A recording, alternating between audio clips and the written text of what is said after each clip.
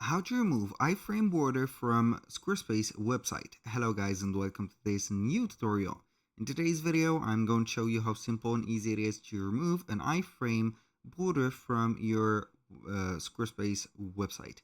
It is going to be a little bit of a CSS coding. We are going to have only at least one line. iFrame, as you can see here, brackets, border, none, and brackets. So we're going to have this code installed into the CSS coding. So I'm going to copy this code, or it is not going to be the matter now. So we are going to add at least an iframe and test it out. So I'm going to head over the website of my Squarespace website, click on pages and choose the page where I'm going to put this iframe. Then we're going to head over here, click on add a section. I'm going to choose a blank section. So we are going to head over Elfsite, which is going to be a third-party platform that will be specialized in creating iframe widgets.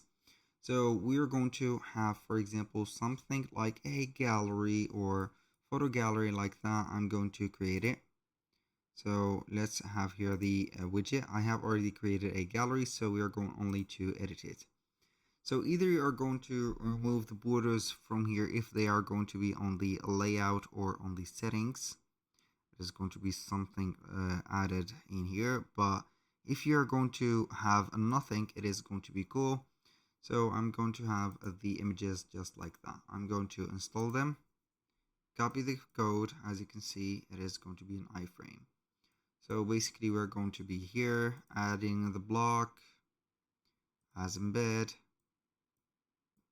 double tap here, code snippet, paste it like that, and boom.